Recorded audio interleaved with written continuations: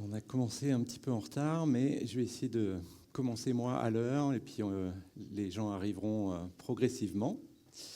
Donc bienvenue, installez-vous tranquillement. On va parler de Retrieval Augmented Generation. Donc qui a entendu parler de RAG? Ouais, excellent. Donc pour ceux qui n'ont pas levé la main, je redonnerai quand même quelques petits éléments pour bien comprendre ce que c'est que RAG. Mais c'est effectivement une manière d'aider les LLM à répondre à des questions sur nos propres documents, nos informations clients ou autres. Donc moi, je m'appelle Guillaume Laforge, je travaille chez Google. J'ai écrit en assez gros sur mon t-shirt, normalement. Vous pouvez me suivre où vous voulez ou pas. Et donc, on va essayer de voir ensemble que donc faire du RAG, c'est pas si compliqué que ça. J'utiliserai aussi c'est assez à la mode, j'utiliserai le framework LangChain4j pour implémenter tout ça. Et je suis aussi committeur sur LangChain4j pour la petite histoire. Et on va voir que pour arriver à faire des bons systèmes RAG, c'est pas compliqué, mais pour avoir des bons résultats, c'est là où on peut employer différentes techniques qu'on va voir ensemble. Hop. Donc LangChain4j propose pas mal de composants intéressants. Donc c'est un framework pour manipuler les LLM. On a cette notion de AI Services qui permet de faire des interfaces super typées pour pouvoir utiliser et s'interfacer en Java avec les LLM. Mais il y a aussi tout un tas de composants, par exemple, pour charger des documents, pour les découper en petits morceaux. On va voir que c'est important pour l'approche RAG. Et aussi pour calculer les vector embeddings, c'est une représentation sémantique du texte, et comment stocker ça après dans les bases de données avec un support vectoriel pour faire de la recherche sémantique. Donc on va voir que tous ces composants-là sont utiles pour faire du RAG. Donc déjà, pourquoi, enfin, les LLM sont limités en termes de date, dans le sens où ils ont été entraînés jusqu'à une certaine date sur des données plus ou moins récentes. Et du coup, si par exemple on pose des questions sur l'actualité récente, qui, je sais pas, a gagné Roland Garros ou je sais pas quoi, les LLM en général, si on leur donne pas accès, par exemple, à des moteurs de recherche, ils sont incapables de dire ce qui s'est passé hier ou ce qui se passe aujourd'hui. Malheureusement, ça fait pas partie de leur connaissance. Donc ils ont évidemment, et à la limite c'est même une feature, ils n'ont pas connaissance de vos données, donc les données propriétaires, les données clients, les données de vos utilisateurs, etc. Et c'est bien, parce que sinon ça pourrait être inquiétant s'ils ont accès à toutes vos données. Par contre, quand on veut faire une application avec un LLM qui s'appuie sur les données des utilisateurs, des clients, etc., justement, on veut arriver à donner au LLM accès à ces informations-là, et c'est justement l'approche RAG qui va nous permettre de faire ça. Les LLM hallucinent, s'ils ne connaissent pas un sujet, ils vont avoir du mal, et ils vont essayer quand même de répondre quelque chose, et ils savent. En fait, les LLM ne savent pas qu'ils ne savent pas. Du coup, ils essayent toujours de répondre et de dire quelque chose, même s'ils ne savent pas, même si on essaie de les prompter pour leur dire « ouais, si tu ne sais pas, tu dis que tu ne sais pas ». Des fois, ils n'obéissent pas toujours. Un autre aspect intéressant des LLM, c'est ce qu'on appelle la context window, c'est-à-dire tout ce qu'ils peuvent recevoir en entrée et produire en sortie, mais surtout en entrée. On ne peut pas leur donner, par exemple, tous les documents de tous ces clients, de tous ces utilisateurs, et faire un méga prompt avec toutes ces informations-là. Donc l'approche RAG va essayer de pallier à ça en ne donnant que les extraits pertinents à la question des utilisateurs. Même s'il y a des modèles, donc moi je travaille pour Google, on a un modèle qui s'appelle Gemini, qui a une fenêtre de contexte de 1 million de tokens, ce qui est assez énorme. C'est-à-dire on peut mettre tous les livres de Harry Potter et me demander le parcours de Harry Potter dans toute la saga, par exemple. On est capable de faire ce genre de choses. Mais malgré tout, même si c'est une grosse fenêtre, on ne peut pas mettre toutes les informations si on a une grosse base de données de nos utilisateurs, etc., dans un seul contexte. Donc l'approche RAG, c'est une manière, alors du coup RAG, il y a 3 lettres, R-A-G, d'accord. Il y a la partie retrieval, c'est-à-dire qu'un utilisateur va poser une question et on va chercher dans une base de données. Alors moi je vais parler plutôt des bases de données vectorielles, avec la recherche sémantique, etc. C'est pas obligé que ce soit des vecteurs, des bases de données vectorielles, ça peut être aussi même, je sais pas, un Elasticsearch ou autre. Hein. C'est pas forcément RAG, c'est pas que avec du vectoriel et du sémantique. Ensuite, on a la partie augmentation. D'ailleurs, je montre, voilà, là, le petit le petit prompt ici, en fait, finalement, ce qu'on envoie à un LLM, la partie augmentation, c'est on lui passe la question de l'utilisateur. Voici ce que l'utilisateur m'a demandé. Et il faut que tu bases ta réponse sur des extraits qui viennent de la partie retrieval, c'est-à-dire ce qu'on a trouvé dans notre base de données, moteur de recherche, etc. Donc c'est ça, c'est vraiment ce prompt-là qui est clé pour que les LLM comprennent que, ah oui, on m'a donné du contexte, j'ai l'information, je vais pouvoir synthétiser, donc c'est la partie generation, je vais pouvoir générer une réponse à cette question-là en me basant sur ce qui m'a été passé dans mon contexte. Donc les avantages, donc on a une meilleure fiabilité et précision des réponses. Ça réduit aussi les hallucinations, parce que du coup, normalement, on lui donne les bonnes informations qui vont l'aider à donner la bonne réponse. Du coup, il y a moins d'hallucinations, vu qu'il a l'information. Il ne va pas en inventer. On a également des informations aussi à jour que ce qu'on veut bien lui donner dans son contexte. Donc on n'est pas dépendant du coup de la date de fin d'entraînement du modèle. Et un autre aspect que moi j'aime beaucoup, c'est cet aspect-là, un gros avantage pour moi, explainability, c'est on est capable d'expliquer comment et pourquoi le LLM a répondu de la manière dont il a répondu. Parce qu'en fait, vu qu'on sait les extraits de documents, d'entités, de je ne sais quoi, qu'on lui a mis dans le contexte, on sait d'où ils viennent, on sait que ça vient de tel document, de telle page, de telle base de données ou je ne sais quoi.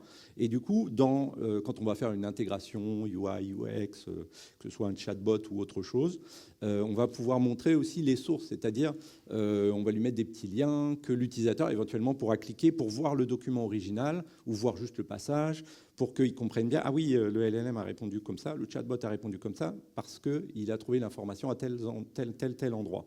Donc ça, c'est intéressant pour on va dire le trust, comme on dit, la confiance qu'on peut avoir dans ce que les LLM nous répondent. Donc là, je vais vous montrer un diagramme d'architecture qui montre bien les deux phases, donc l'ingestion et l'ingestion et après le retrieval. Donc, parce que d'abord, il y a quand même une phase d'ingestion. On va prendre tous les documents qu'on a, on va les découper en petits morceaux et on va utiliser un modèle qui s'appelle un embedding model qui va calculer cette représentation vectorielle et sémantique. Donc, c'est un grand tableau de nombres flottants qui va représenter la sémantique finalement, mais sous manière numérique. Et tous ces vecteurs-là, on va stocker à la fois le bout de texte qui venait d'ici et on va le stocker associé avec le vecteur qui a été calculé dans une base de données qui a un support vectoriel. Donc là, encore une fois, je parle de l'approche vectorielle, mais on pourrait aussi utiliser d'autres approches pour RAG en tout cas. Mais là, c'est le RAG avec du vecteur. Donc ça, c'est la phase d'ingestion. Ensuite, ce qui va se passer, c'est donc là, on a fait ça au préalable. Là, maintenant, on a notre application qui tourne. On a par exemple un chatbot qui va utiliser LangChain4j ou autre chose, peu importe. L'utilisateur va venir avec sa question et on va calculer le vecteur embedding de la question. Et en général, le vecteur embedding d'une question est proche du vecteur embedding d'un texte qui contient une information qui répond à cette question-là. Donc on a des vecteurs qui sont plus similaires et on va utiliser un calcul de similarité ou de distance pour pouvoir voir si deux vecteurs sont effectivement proches. Et ce qui fait qu'on va chercher le vecteur de la question dans la base de données pour trouver les vecteurs qui sont le plus proches. Et on va prendre les bouts de texte associés à ces vecteurs les plus proches et les mettre, avec le prompt qu'on a vu tout à l'heure, et les mettre dans le contexte du LLM pour lui dire « voici la question de l'utilisateur ». Base ta réponse sur les extraits que j'ai trouvés dans la base de données vectorielle parce que j'ai trouvé des vecteurs qui étaient très proches de la question. Donc ça, c'est vraiment le grand principe du RAG avec l'approche, en tout cas, vectorielle. Parfois, on voit que c'est un diagramme où il y a pas mal de flèches quand même. Il y a plein d'endroits où ce process peut foirer. Donc, par exemple, quand on parse, quand on charge les documents, est-ce que ça a réussi ou non? Ou par exemple, si on a des documents riches, type des PDF avec des images, qu'est-ce qu'on fait des images? C'est pas du texte. Est-ce qu'on arrive à les embedder aussi? Donc, des fois, on peut perdre de l'information. Au niveau des chunks, donc on dit souvent, voilà, on découpe en petits morceaux pour vraiment trouver une information dans un passage d'un document. Mais est-ce qu'on fait des chunks, je ne sais pas moi, de 100 caractères, 500 caractères, 1000 caractères? Qu'est-ce qui marche le mieux? Eh bien, ça dépend. Et on va voir qu'il y a différentes approches qu'on peut utiliser plutôt que de faire du découpage un petit peu bête et méchant avec une taille fixe. Qu'est-ce qu'il peut y avoir encore? Est-ce que donc, le morceau qu'on va remonter, est-ce qu'il est vraiment pertinent par rapport à la question? Parce qu'on a dit, oui, la question, le vecteur est souvent proche d'un bout de texte qui contient la réponse, mais est-ce que c'est vraiment, vraiment toujours le cas? Donc ça, c'était cette deuxième petite animation. Et enfin, est-ce que le LLM, à la fin, même si on lui a donné le contexte, on lui a donné les bouts de texte qu'on a remontés de la base vectorielle, mais est-ce qu'il va vraiment générer une réponse qui se base sur l'information qu'on lui a donnée? Parfois, ce n'est pas toujours le cas. Donc on va voir certaines approches. On va d'abord regarder des techniques côté ingestion, et après, on regardera des techniques côté retrieval. Donc côté ingestion, donc là, c'est la partie supérieure de mon diagramme. On va regarder, est-ce qu'il y a d'autres manières de faire du découpage et de chunks, de bouts de texte, qui seraient éventuellement plus pertinents. On va voir donc l'approche classique, et on va voir d'autres approches que je trouve assez intéressantes. Donc d'abord, je vais prendre un exemple. Je prends la page de Wikipédia sur Berlin, pourquoi pas. J'analyse, enfin, donc je vais la charger, je vais récupérer le texte brut, et c'est ça que je vais découper. Je ne vais pas forcément découper, par exemple, le fichier HTML, il y a plein de balises, ce n'est pas super intéressant. Moi, ce qui m'intéresse, c'est vraiment le texte brut de l'information. Si on fait un découpage, par exemple, de 100 caractères, pourquoi pas? C'est arbitraire, hein. Si on regarde bien, on a un premier chunk en... C'est quelle couleur ça? Saumon foncé, je sais pas, rose, rouge. Par exemple, Berlin est la capitale de l'Allemagne. Berlin a plus de 3,85 millions d'habitants. Et on voit tout de suite que il y a des endroits, par exemple ici, j'ai une information clé. Si je pose la question combien il y a d'habitants à Berlin, en fait, le premier chunk, il y a une phrase qui finit en « It's more than 3.8 » là. OK. Et après, 5 million inhabitants, dans l'autre chunk, on voit que c'est des habitants, mais on ne sait pas trop, est-ce que c'est la population de Berlin ou d'autres choses, on ne sait pas. Et un autre exemple, alors ça tombait bien, parce que vraiment, quand je prenais 100 caractères, ça cassait également l'information sur la région de Berlin, où ça dit, voilà, il y a 6,2 millions d'habitants dans cette région-là. Et encore une fois, l'information, si on voulait poser la question combien il y a d'habitants dans la région de Berlin, là, dans Berlin-Brandenburg, encore une fois, l'information est coupée en deux, entre deux chunks. Donc, aucun des chunks, ici, ne va être très pertinent et ne va donner la bonne réponse. Parce que dans le LLM, on va lui donner 6.2 000 et on ne sait pas quoi. Ou alors, on va lui donner l'autre, Lyon inhabitant, ça ne veut rien dire. Bref. Une autre approche qui est bien mieux, c'est en fait de faire un overlap. Donc, c'est-à-dire que là, le saumon, rouge, rose, ce que vous voulez, il va jusqu'ici, comme d'habitude, comme tout à l'heure. Hein. Mais par contre, le chunk suivant, il commence un petit peu plus tôt, de sorte à ce que, en fait, cette partie qui avait été coupée, on l'ait en entier au moins dans un des deux chunks. Donc ça, d'utiliser un overlap, ça évite ce problème de découper des chunks à des endroits pas très opportuns qui peuvent contenir des informations intéressantes. Une autre approche, ça peut être tout simplement, quand vraiment on a des informations très textuelles, on peut très bien faire du chunking par phrase. Et souvent, nous, quand on est des êtres humains, qu'on crée des phrases, il y a une intention, on va dire, sémantique. Chaque phrase a une unité en soi sémantique. Donc il n'y aura pas ce problème des chiffres coupés, des noms coupés, des choses comme ça.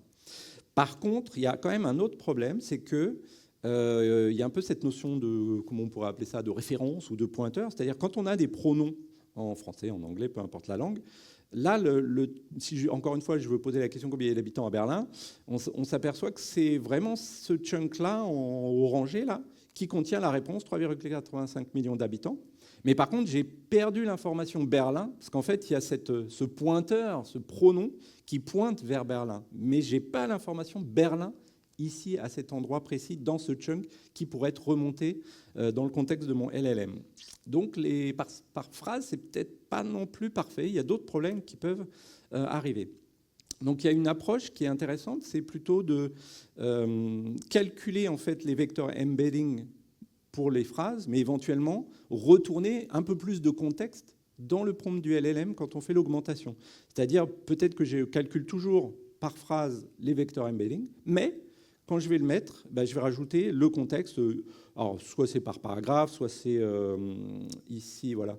Enfin, soit on le fait, moi ce que j'ai fait dans ce que je vais vous montrer, c'est plutôt une approche avec une fenêtre glissante sur toutes les phrases, parce que des fois, dans certains, je ne sais pas si vous lisez un roman par exemple, il n'y a pas forcément beaucoup de paragraphes. Si vous lisez les pages de Wikipédia, il y a beaucoup plus de paragraphes, donc on n'a pas forcément la même taille de paragraphes. Donc on veut quand même essayer d'embedder, calculer l'expression sémantique de ces paragraphes sur des paragraphes à peu près d'une même taille. Parce que sinon, en fait, on a une sorte de dilution de la notion sémantique qui est intégrée dans ces vecteurs-là et qu'on perd. Plus on calcule le vecteur sur du texte qui est grand, plus on mélange plein de concepts. Et du coup, quand on va faire la similarité de vecteurs, il va y avoir un matching, il va y avoir un score qui est moins bon. Donc c'est pour ça qu'il faut arriver à calculer des vecteurs embedding sur des choses qui sont quand même pas trop grandes pour pouvoir comparer avec les questions de l'utilisateur.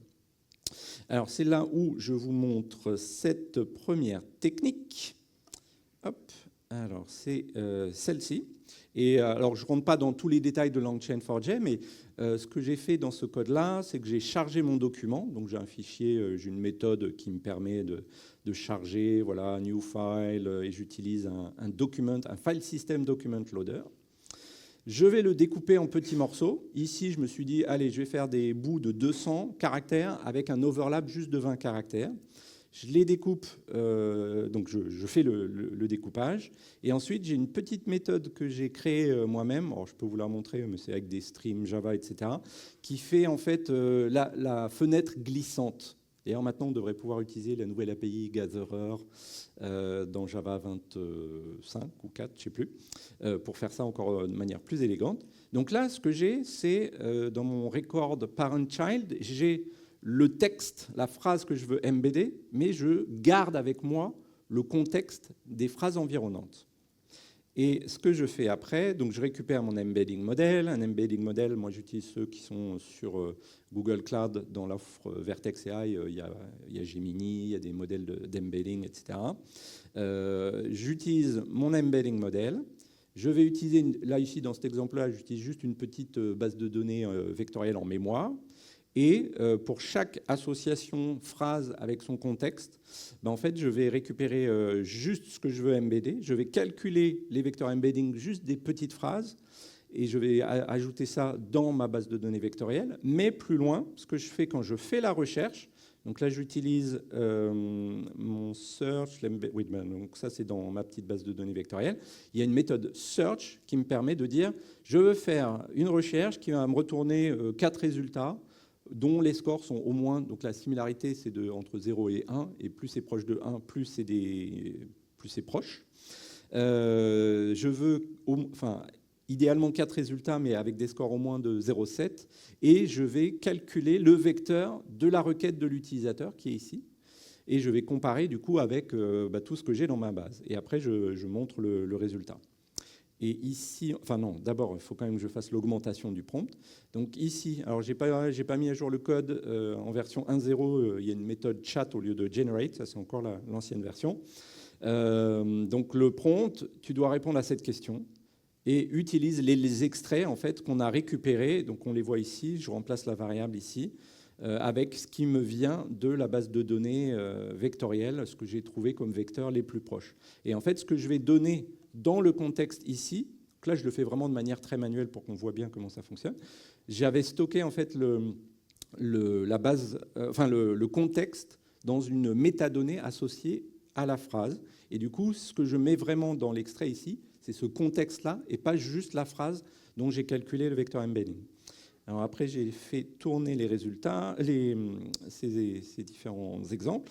Donc là, j'ai tout découpé en phrases, et il y a pas mal de phrases quand même dans les pages Wikipédia.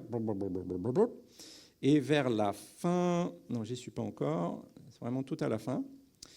Hop, voilà. La question, combien il y a d'habitants à Berlin? Eh bien, il a trouvé comme vecteur embedding, en fait, le vecteur embedding de ça. Mais si on regarde bien, ça parle Berlin, la capitale, la population, mais ça ne donne pas le nombre d'habitants. mais comme moi, avec cette technique, je retourne le contexte, ce qui se retrouve vraiment dans le prompt du LLM, c'est la phrase embeddée plus une ou deux phrases avant et deux, trois phrases après. Donc j'ai plus de contexte, et par exemple, tout ce qui est pronom, etc., je vais avoir l'indirection qui va être résolue automatiquement, parce que j'ai vraiment tout le contexte. Donc la bonne phrase la plus intéressante, c'est celle-ci, 3,85 millions d'habitants, mais j'ai bien Berlin qui apparaît dans mon contexte, donc le LLM est capable de répondre à la question en ayant les bonnes informations.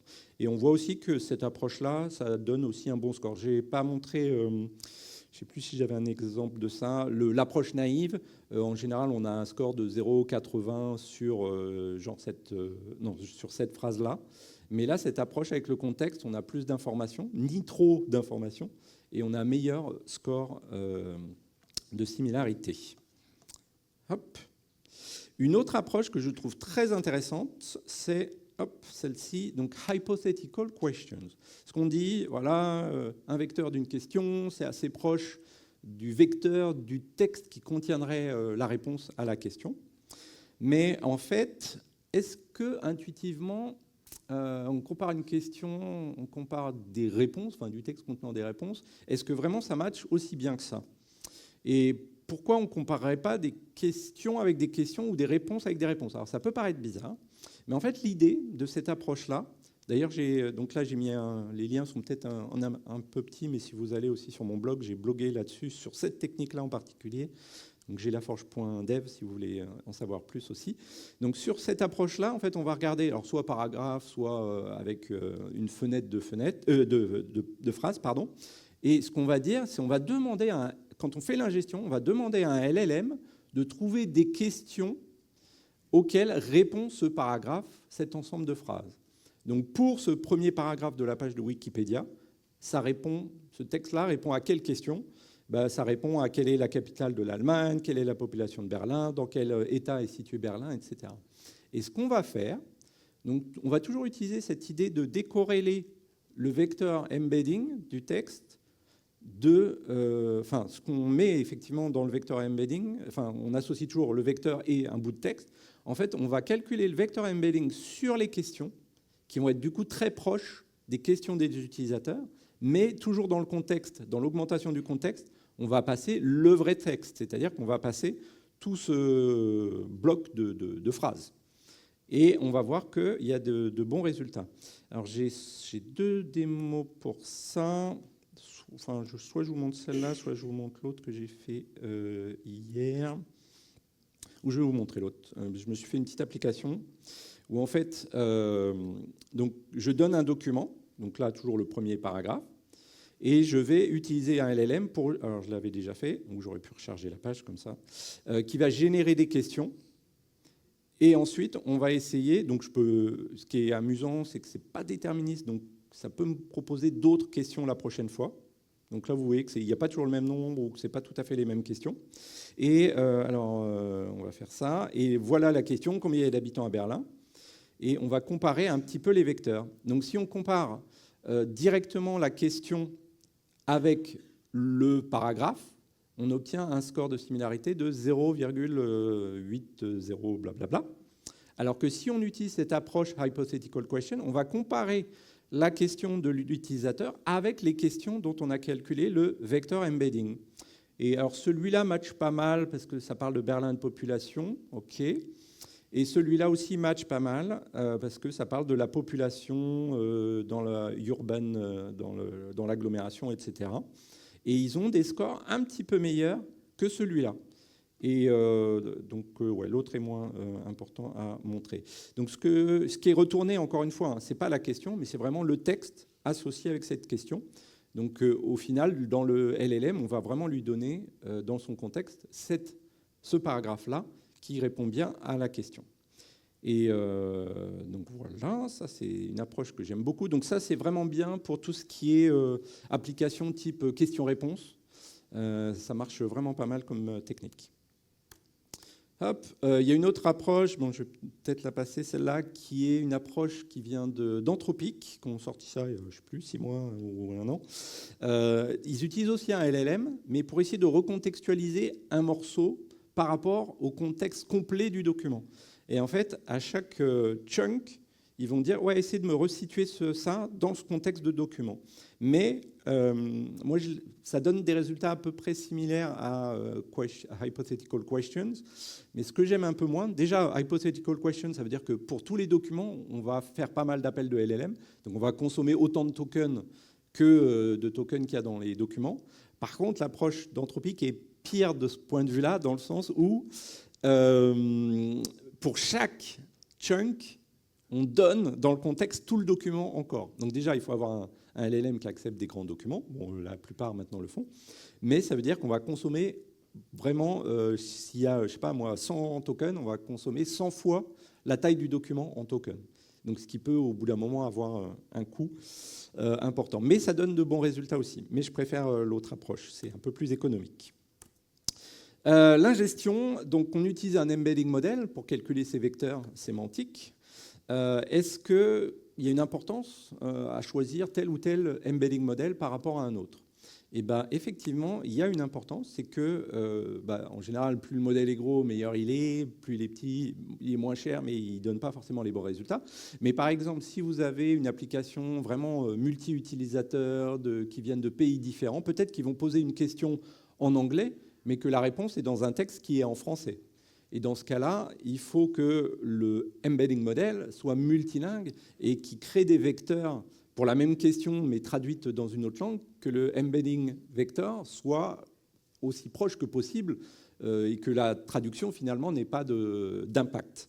Et moi, j'avais fait des applications où j'utilisais un petit modèle qui tournait même sur mon Mac. Je n'avais même pas besoin de GPU ou de le faire tourner dans le cloud ou ailleurs. Et je me suis vite aperçu que la qualité était moins bonne. Et alors que si j'utilise un modèle plus grand ou multilingue, voire multimodal, par exemple, on peut aussi utiliser un modèle d'embedding qui comprend les images et le texte. Donc si vous écrivez une voiture rouge et vous donnez une photo d'une voiture rouge, les deux vecteurs du texte et de l'image seront très proches. Donc il y a une certaine importance à utiliser un bon embedding model. Je discutais, c'est enregistré, mais je discutais récemment avec quelqu'un du Pass Culture, et ils utilisaient un petit embedding model qui n'était pas forcément adapté pour le français. Et le Pass Culture, tout est écrit en français, évidemment. Et du coup, ils n'arrivaient pas à faire des recherches sémantiques qui remontaient les offres du Pass Culture les plus intéressantes.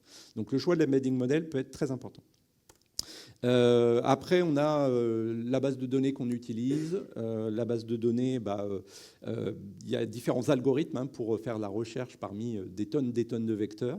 Donc, il y a différents algorithmes qui sont plus ou moins rapides. Il y a aussi des bases qui permettent de faire en fait, du filtrage. C'est-à-dire que si je sais que je cherche des informations sur Berlin, je vais regarder que dans les chunks qui sont à propos de Berlin. Je ne vais pas regarder dans toutes les capitales du monde entier. Je vais juste regarder et me focaliser là-dessus. Donc le choix de la base de données peut aussi être important quand on fait l'ingestion, et après évidemment la partie retrieval pour sous-sélectionner, enfin filtrer ce qu'on veut donner dans la recherche.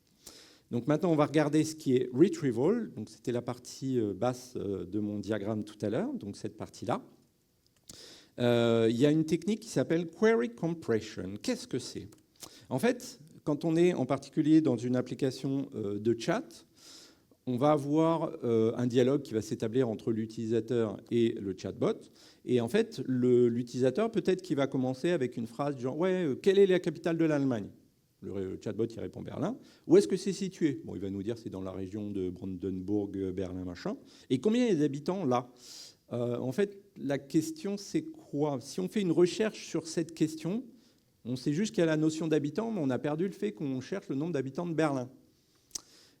Du coup, il y a une technique qui s'appelle donc query compression qui va analyser en fait tout le dialogue pour créer une requête qui soit, j'allais dire, fully qualified, là, comme quand on fait des noms de classe en Java avec le package, etc. C'est-à-dire qu'il y a toute l'information qui est dedans. C'est-à-dire, j'ai l'information de la ville, et l'information que je recherche, c'est quoi? C'est le nombre d'habitants. Donc, un LLM va finalement transformer toutes les questions précédentes pour transformer ça en questions pertinentes avec sans aucun pronom, etc. Et j'ai fait ça aussi ici. Alors, hypothetical questions, on l'a fait. Query compression, on va montrer celui-là. Et je l'ai fait tourner également ici.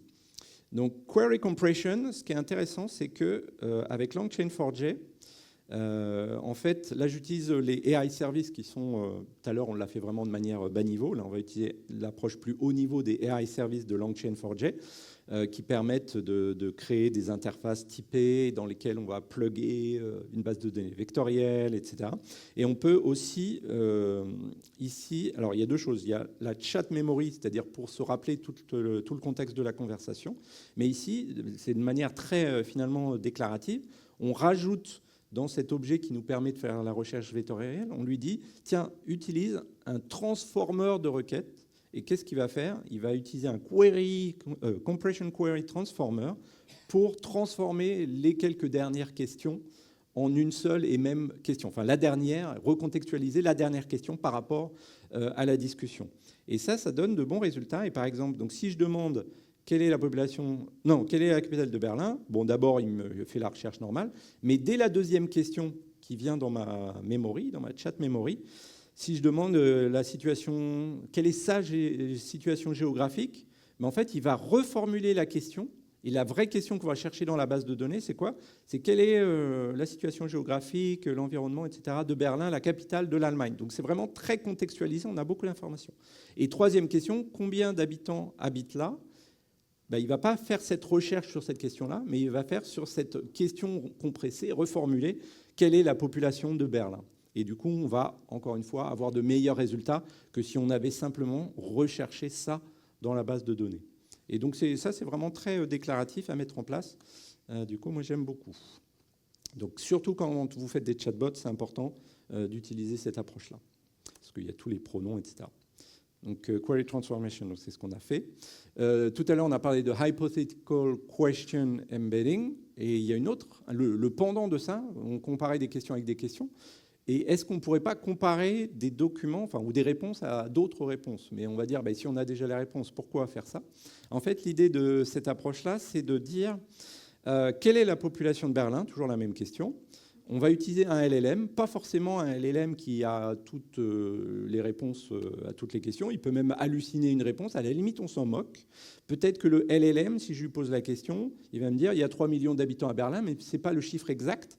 Mais on va chercher, en fait, dans la base de données, cette phrase-là, « There are 3 million inhabitants à Berlin », et ça va matcher mieux, finalement, ce chunk-là, par exemple, qui dit, voilà, il y a 3,85 millions d'habitants à Berlin. Parce qu'on compare des réponses hypothétiques, même fausses ou hallucinées, et la structure de la réponse sera correcte, même si les informations qu'il y a dedans ne sont pas correctes. Alors, je crois que j'avais ça aussi dans mes exemples. Embedding, il est ici et je l'ai fait tourner à l'avance pour éviter les problèmes de Wi-Fi. Donc voilà, quelle est la population de Berlin? Si je demande à Gemini, il me dit 3,6 millions, c'est assez proche. Là, j'ai utilisé Gemini, je crois, comme modèle normalement. D'ailleurs, je pourrais vous le montrer. Pof, pof, pof. Où je montre déjà le résultat, après je montre le code. Et effectivement, il va comparer en fait ça, au lieu de comparer la question, il va comparer le vecteur de cette question-là à toujours le meilleur chunk qu'on a en haut, et 3,85 millions d'habitants, et il y a Berlin quand même dans les phrases autour, ça va donner de bons résultats. Après, il va trouver d'autres similarités avec d'autres parties, parce qu'il y a, dans l'article, il y a il parle de population de 3 millions,75, etc., ou aussi les populations historiques et tout, et il va donner différents vecteurs. Et comment on fait ça? Alors, où est-ce que je suis là? Pof. Donc, toujours, je découpe en petits morceaux, toujours une base de données vectorielle, le vecteur embedding. Et là, c'est au moment de la comparaison. Alors, où est-ce que c'est?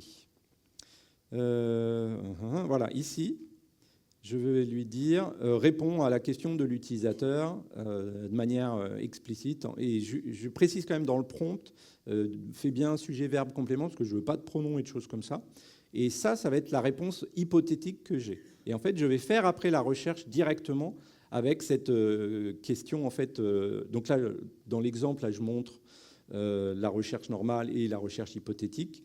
Et d'ailleurs, est-ce qu'on le voyait? Il me semblait que j'affichais les scores.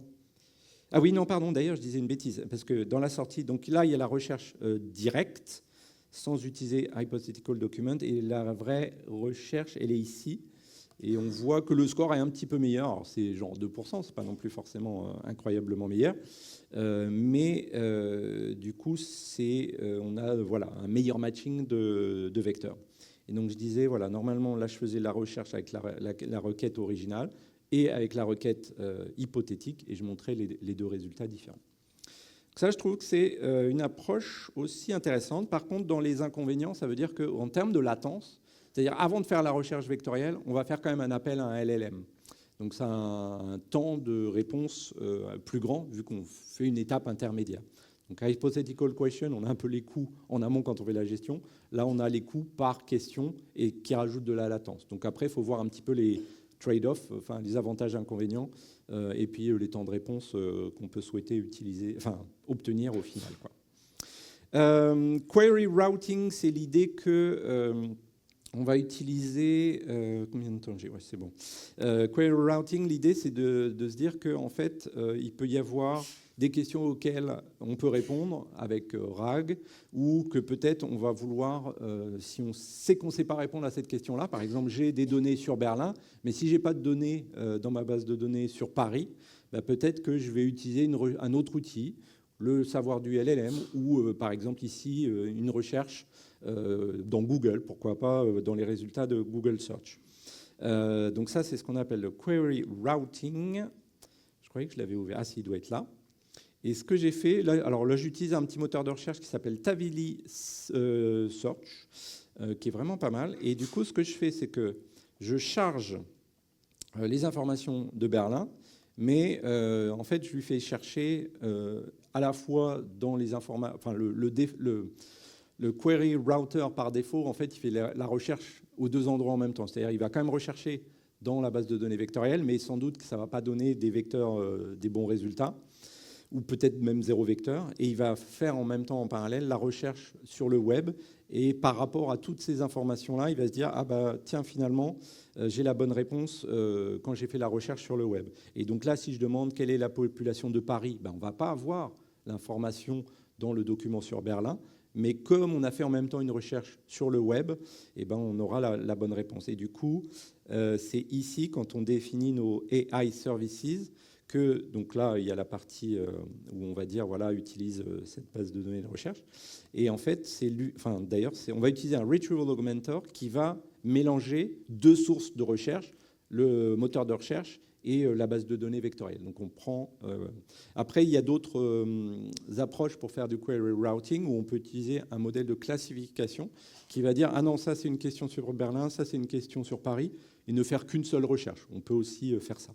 Mais là, j'ai utilisé le truc de base qui me donne du coup la bonne réponse. Et donc, si je vous montre query routing, donc par exemple, il m'a dit, voilà, par rapport au savoir, en tout cas, de l'information qui a été trouvée sur Internet, voilà, en janvier 2025, il y avait à peu près 2 millions d'habitants à Paris.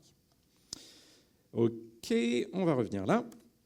Metadata filtering, c'est ce que j'avais dit tout à l'heure. C'est si on a une base de données qui permet de faire en plus du filtrage. Donc on a vu que la question peut-être est sur les capitales européennes. On va chercher que dans la base de données sur les capitales. Si les questions sont sur un autre sujet, eh ben on va chercher ou filtrer que je sais pas, les capitales européennes et pas mondiales, etc. Donc ça, je n'ai pas d'exemple à vous montrer pour celui-là. Le re-ranking, c'est le fait que, donc encore une fois, hein, quand on dit les vecteurs similarité, les vecteurs des questions sont-ils proches des réponses ou de réponses hypothétiques ou de questions hypothétiques, etc. Mais malgré tout, les bouts de texte qui sont remontés, est-ce qu'ils contiennent vraiment l'information recherchée ? Pas forcément.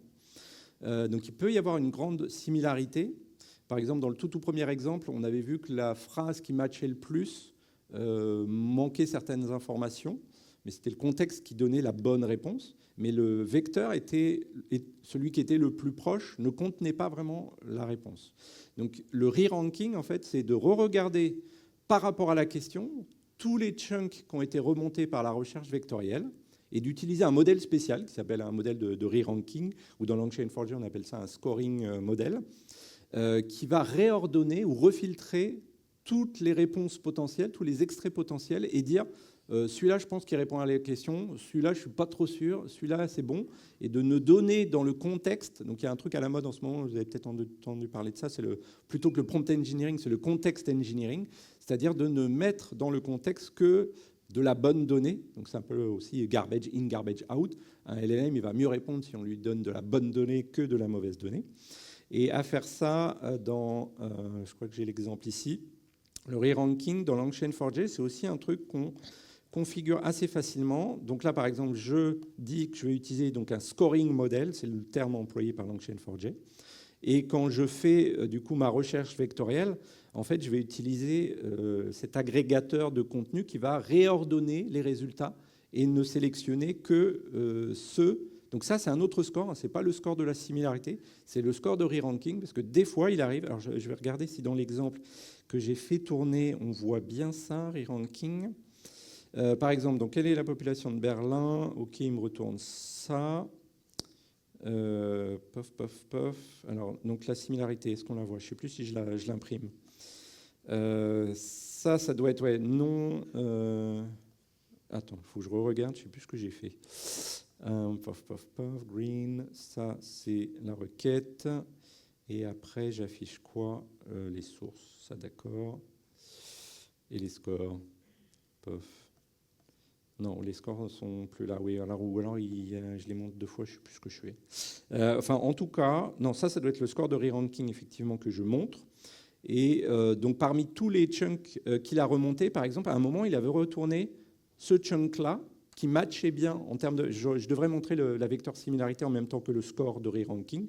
Ce qui m'a retourné ce vecteur-là, mais ce vecteur-là, il ne contient pas l'information de la population de Berlin. Et du coup, le re-ranking m'a dit, ouais, ce chunk-là, il n'est pas terrible, 0,27. Par contre, celui-là, ça parle de population, ça parle de Berlin, il est peut-être un peu mieux. Ou celui-ci, tiens, il a l'air de pas mal répondre à la question. Celui-là, moins bien, etc. Et donc, on réordonne un petit peu les résultats. Et du coup, donc ceux que je montre au début, là, c'est ça. En fait, c'est je ne retourne que les chunks qui ont le meilleur score de re-ranking au-dessus d'un certain niveau.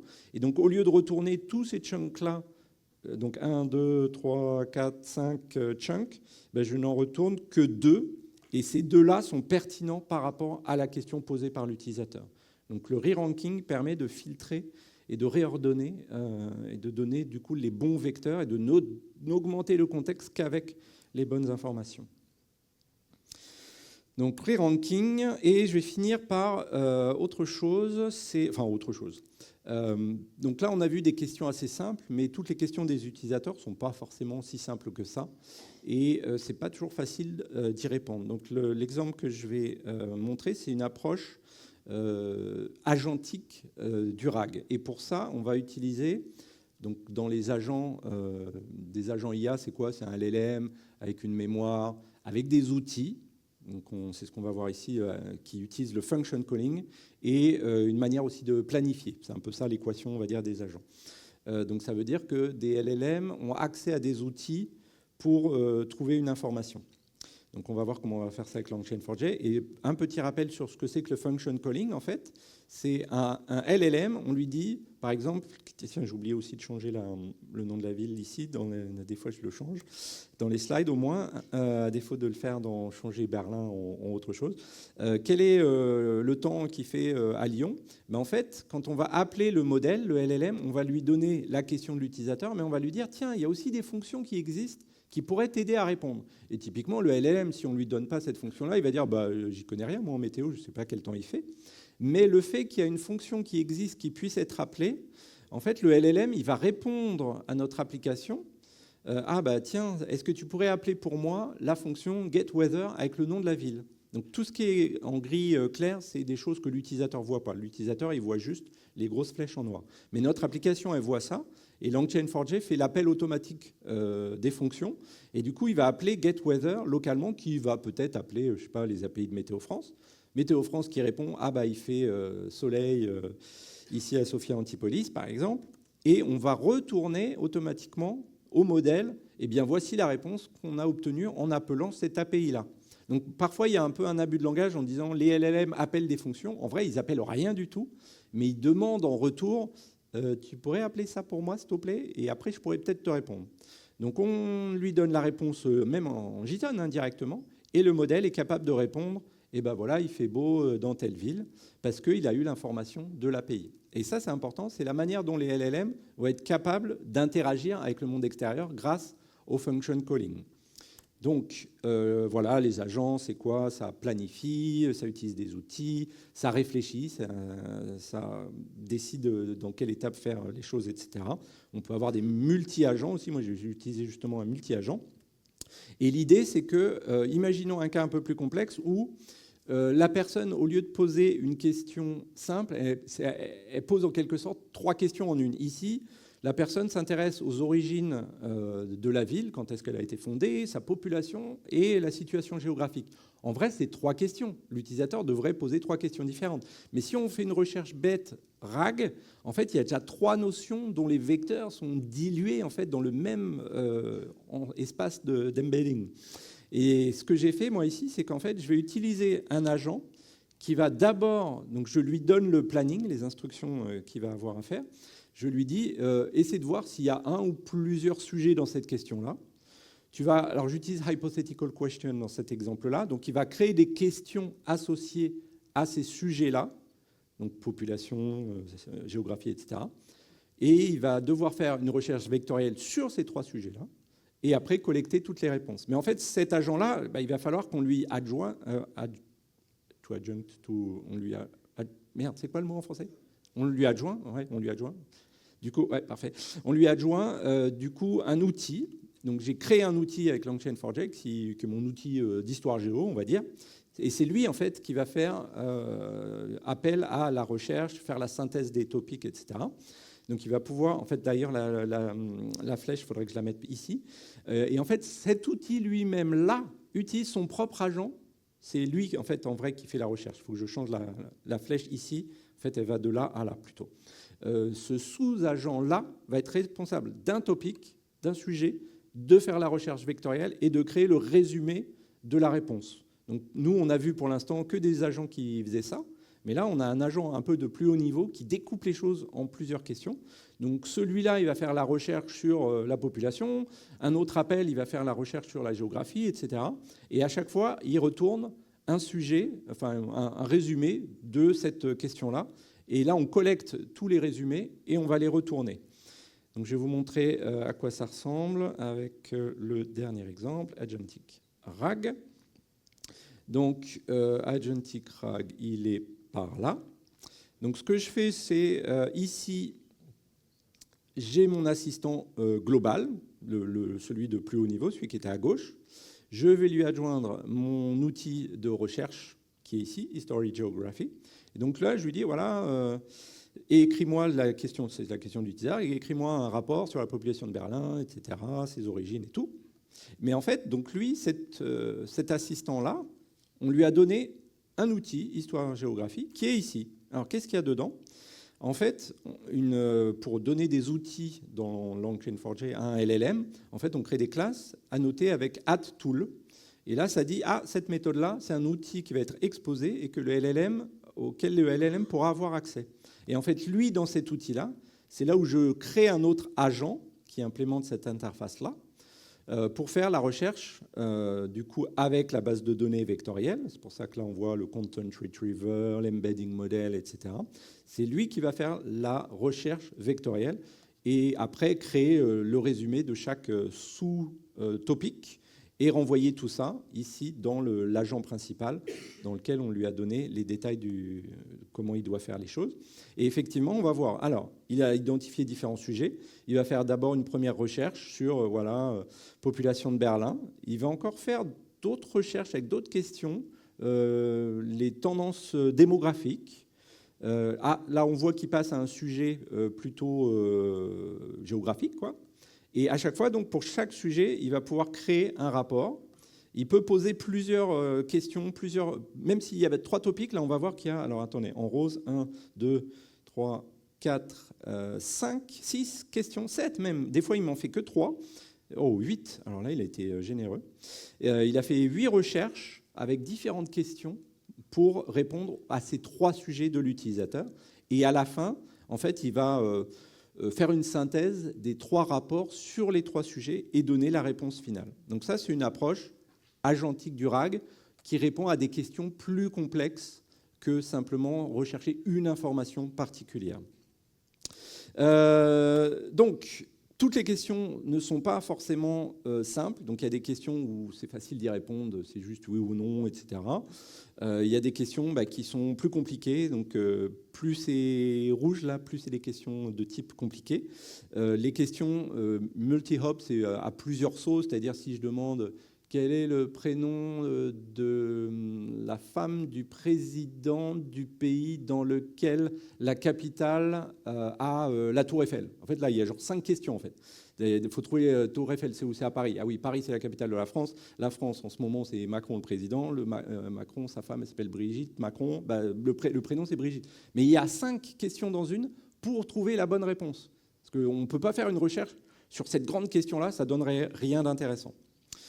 Donc, une approche agentique, éventuellement, peut donner des réponses intéressantes à ce genre de questions plus compliquées.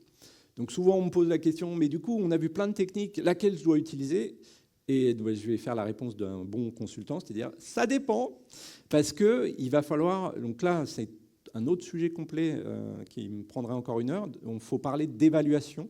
Parce qu'en fait, on va utiliser des techniques d'évaluation pour voir, alors j'ai utilisé cette technique-là, ça me donne ça comme résultat. Par contre, si j'utilise telle autre technique, je vois que j'ai des meilleurs résultats. Donc il faut essayer de trouver de se créer ses propres datasets et d'utiliser des frameworks qui permettent de faire de l'évaluation comme la triade de RAG, Ragas, Promptful, enfin il y en a plein. En tout cas, il y en a plus en Python, il n'y a rien vraiment qui existe encore aujourd'hui en Java.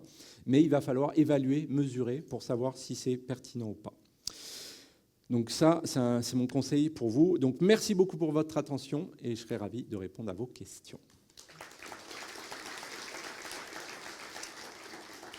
Est-ce que je peux prendre quelques questions du coup?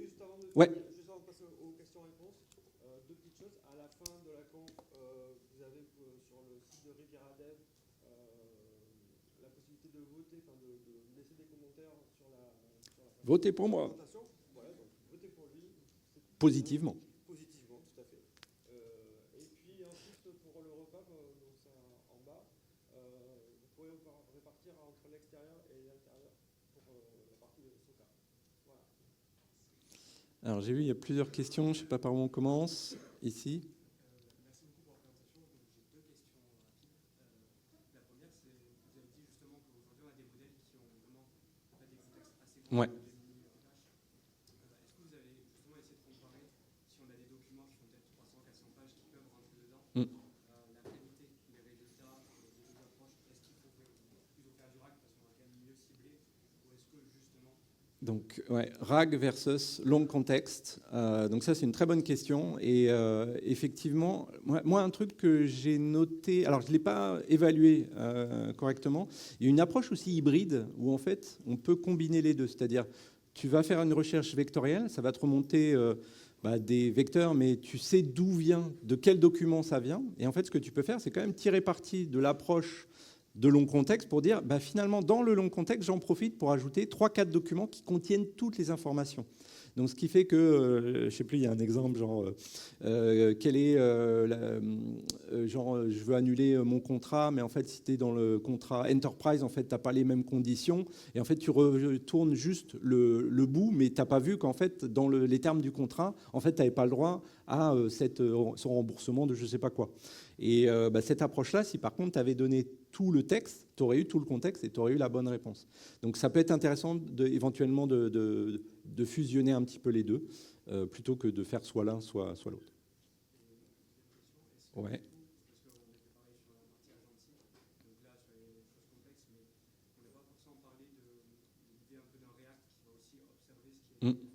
Ouais. Et peut-être adapter la question pour embêter une question qui est un peu mieux, où il manquait peut-être un peu de contexte.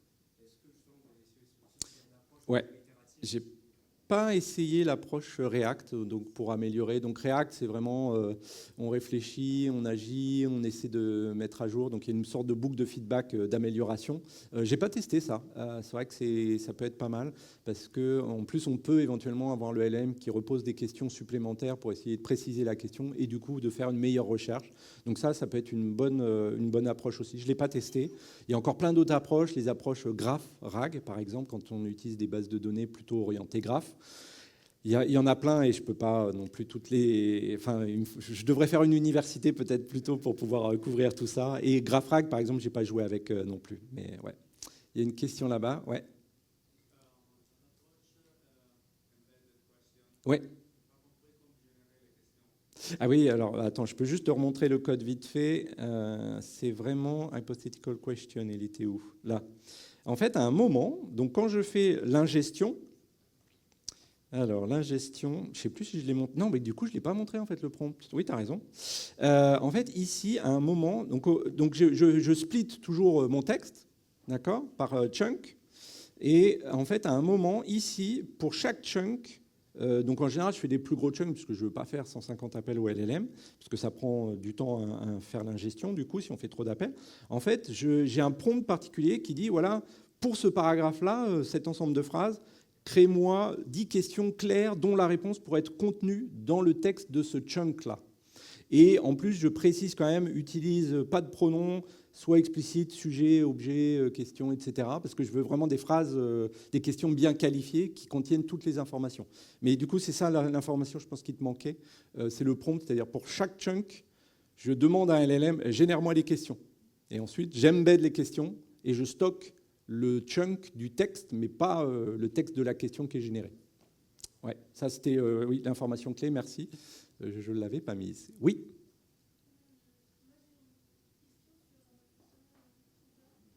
Sur, attends, parle un peu plus fort. Ouais, le retrieval.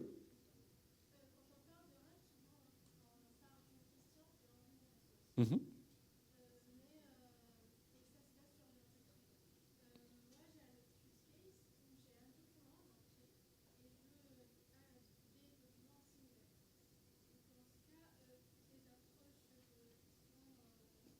Oui. Ouais, c'est vrai que là, je parle effectivement plus finalement d'applications de type question-réponse, donc chat, etc., que similarité de documents. Et ce qui peut être intéressant, en fait, c'est que quand on configure, alors tous les embedding models, je ne sais plus où est-ce qu'il est défini le mien, tous les embedding models ne le font pas forcément, mais il y a des embedding models qui sont spécialisés. Est-ce que je vais le retrouver? Embedding model. Ici, en fait, quand je définis mon embedding model, il y a aussi des méthodes task type, sur celui-là en tout cas, dans les gros embedding models, ou alors si je fais genre ça, enfin task type, est-ce que je peux les voir? Pof. Et là, si je fais la complétion, non, alors task type, il faut que je retrouve. Ah si, voilà, là comme ça je les trouve. Donc en fait, on peut spécialiser un embedding model pour certaines tâches. Et typiquement, par défaut, je crois qu'il utilise justement Retrieval Document, mais il y a aussi des tâches, par exemple, de sémantique similarité, qui vont donner de meilleurs embeddings quand on essaie de comparer des documents. Donc ça peut être éventuellement à regarder.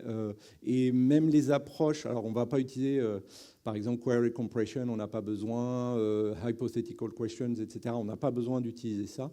Mais au contraire, du coup, on va calculer des embeddings plus sur des gros morceaux du document, voire tout le document en entier, et essayer de comparer ça et en utilisant des tâches typiques spéciales pour ce use case-là. Donc ça va être une approche éventuellement un petit peu différente. Mais le choix de l'embedding model, tous les embedding models ne font pas forcément ce genre de choses-là, ils ne sont pas capables de gérer différentes tâches. Voilà. Une dernière question peut-être? Ouais. Ouais. C'est une question hypothétique ou c'est une... Dans l'exemple que tu as donné, ouais. la population de Berlin, ouais. tu as eu plusieurs chunks qui te parlaient de la population. Ouais. Voilà. Donc j'imagine que c'est différents moments ou à différents ouais. quartiers, whatever. Comment est-ce que tu arrives à... La réponse. Comment est-ce que tu arrives à comprendre ouais. qu'il te manquait une information? Parce qu'en en fait, ce qui va se passer, c'est que tu vas y trouver ton contexte, mais Mhm. tu arrives à détecter au début que tu avais un problème là-dedans, quoi. Alors, donc il y a deux choses, je dirais. Donc, quand on utilise le re-ranking, là, tu te souviens du re-ranking, en fait, c'est là où on va utiliser un autre modèle pour être capable de caractériser si oui ou non le chunk qui est retourné est pertinent par rapport à la question. Et c'est marrant parce qu'en fait, c'est des sortes de modèles qui sont différents. Ce pas des LLM, mais c'est des modèles qui ont été entraînés d'une manière différente et qui donnent en retour juste des scores disant si oui ou non ça match, ça correspond bien au sujet. Et là, ça l'était, mais si tu te souviens bien, dans l'exemple, il y avait 5 ou 6 résultats, je ne sais plus qui étaient retournés, mais il n'en a retenu que 2, parce que le score de re-ranking était au-dessus de 0,8. Et du coup, même si j'avais 6 vecteurs, 6 chunks qui étaient intéressants, il en a retenu que les 2 les plus pertinents par rapport à la question. Donc ça, je pense que c'est plutôt le re-ranking qui va plus correspondre à ça. Sinon, par exemple, sur la question du React, peut-être qu'on peut aussi avoir cette boucle de discussion où le LLM se dit « Ah, la question, elle n'est pas assez précise, je vais redemander des précisions pour pouvoir faire une meilleure recherche, éventuellement. » Donc là, pour le coup, c'est des réponses à la... En fait, moi, ce que je cherche, c'est la question de comment est-ce que tu arrives à savoir. Donc, imagine que tu as déjà un truc en place. Ouais. Comment est-ce que tu es capable de savoir. En fait, il te manque de l'information, enfin, de détecter que, Bah. à un moment donné, tu n'es pas assez. Il te manque des choses. Ouais. Donc déjà, imagine, la recherche de similarité n'a pas donné beaucoup de vecteurs et en plus avec des scores faibles. Et quand tu fais aussi le re-ranking, s'il te filtre et que tu n'as plus aucun vecteur à la fin, ça veut dire qu'il n'y a pas, de toute façon pas l'information dedans.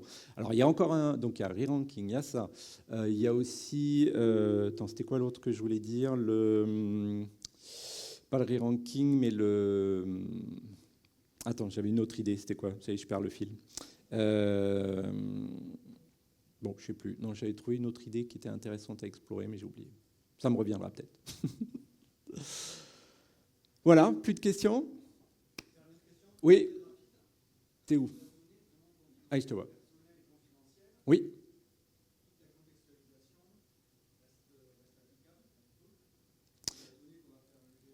Ouais. Alors, donc il y a des modèles qui existent. Là, je ne l'ai pas ici. J'ai fait un blog, j'ai fait un article sur mon blog qui parle d'un service Data Loss Prevention. Enfin, je crois qu'on a changé le nom. Et il y a aussi des trucs open source qui existent. Par exemple, en Python, il y a Presidio. Il y a des frameworks ou des modèles qui existent pour faire de l'anonymisation. Et en fait, être capable de mettre un gros marqueur en disant ça, c'est une information personnelle. Et du coup, ce qu'on envoie vraiment au LLM, en fait, c'est les trucs qui ont été redacted, quoi, avec le coup de marqueur. Mais ce qu'on avait vu dans l'approche document hypothétique, c'est que, en fait, c'est pas très grave si on n'a pas forcément les bonnes réponses, parce que on va cacher, enfin, la similarité de vecteurs va quand même retourner, et il y a de bonnes chances que ça retourne les bons vecteurs, parce que c'est la bonne structure, où il y a les bons mots-clés par-ci, par-là.